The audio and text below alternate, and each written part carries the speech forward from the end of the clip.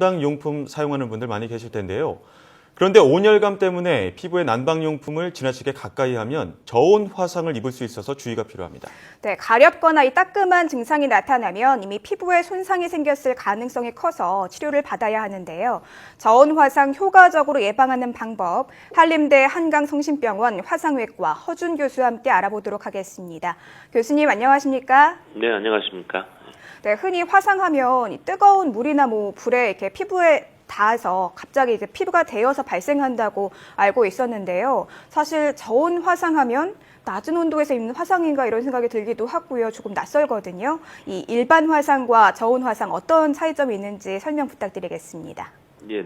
일단 저온 화상은 용어에 좀 다소 문제가 있습니다. 혼란이 올 수 있는 문제고, 그래서 저희 대한화상학회에서 용어를 좀 변경해 보려고 노력을 하는데, 우선 설명드리면 대부분 화상은 뜨거운 곳에 다치는 겁니다. 근데 지금 알려진 저온 화상은 따뜻한 것에 장시간 노출돼 다치는 것이라고 이해하시면 될 것 같고요. 네. 그래서 따라서 용어는 온상이나 아니면 온돌 화상이나 이런 것들이 더 적절하지 않을까 싶습니다. 예, 일반 화상과는 달리 따뜻한 곳에 장시간 있을 때 발생하는 질환을 저온 화상이라고 말씀을 해주셨습니다. 네. 그렇다면 저온 화상은 주로 어떤 상황에서 발생을 하게 되나요?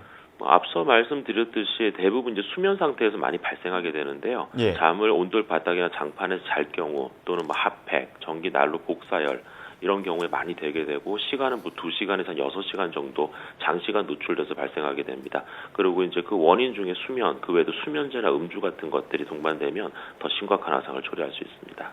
네, 자고 있거나 아니면 좀 술을 마시고 깊은 잠에 이렇게 빠져 있을 때는 또 이 저온 화상이 발생했는지 인지하기가 쉽지 않을 것 같은데요. 그렇다면 이 저온 화상을 입었을 때는 어떤 증상들이 나타나는지도 궁금합니다. 이 저온 화상의 경우는 알기가 어려운 것이 되게 무증상입니다. 수면 중에는 전혀 모르는 상태에서 자다가 아침에 깼더니 거기 감각이 없다, 멍하니까 눌린 게 아닌가 이렇게 인지하고 있다가 수일 지난 뒤에 환부가 발견돼서 병원에 오는 경우가 더 빈번합니다. 네. 예. 그렇다면 가렵거나 따끔함이 느껴지는 등 이 저온 화상을 의심할 만한 증상이 나타났을 때 어떻게 대처하는 게 좋을까요? 실제로 이제 저온 화상의 경우는 장시간 수면 상태에서 깼을 때 뒤늦게 발견되기 때문에 어떤 응급처치라든지 이런 건 별 의미가 없습니다. 의미가 없고 이미 화상을 입었다고 판단될 때는 전문 의료진한테 와서 진료를 받는 게 제일 적절하고요. 알기는 좀 어렵습니다.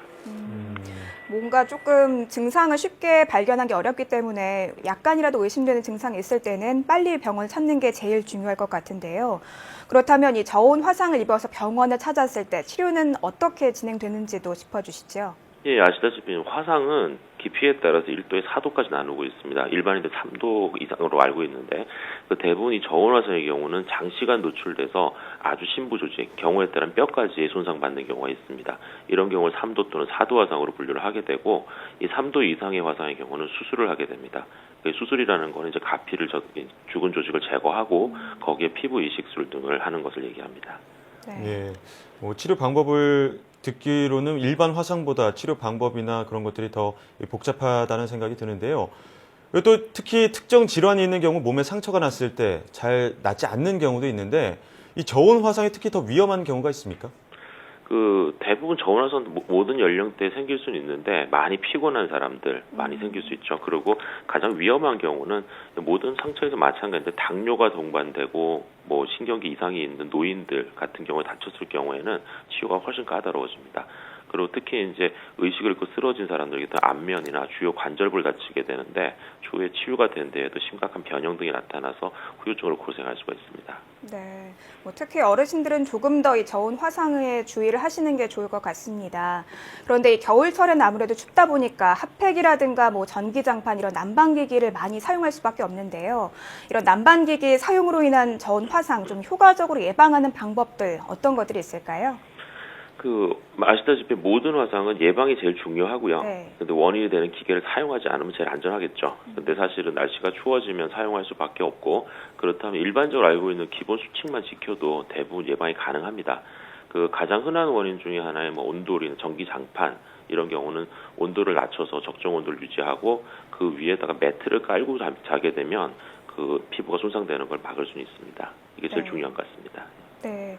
저도 좀 이 전기장판 없으면 겨울철에 잠자기 힘들 정도로 추위를 많이 타는데 적정 온도 유지와 그 매트를 좀 깔아주고 이 전기장판 이용하는 게 제일 좋을 것 같다는 생각이 드네요. 네, 지금까지 한림대 한강성심병원 화상외과 허준 교수와 함께 이야기 나눴습니다. 교수님 오늘 말씀 감사합니다. 네, 감사합니다.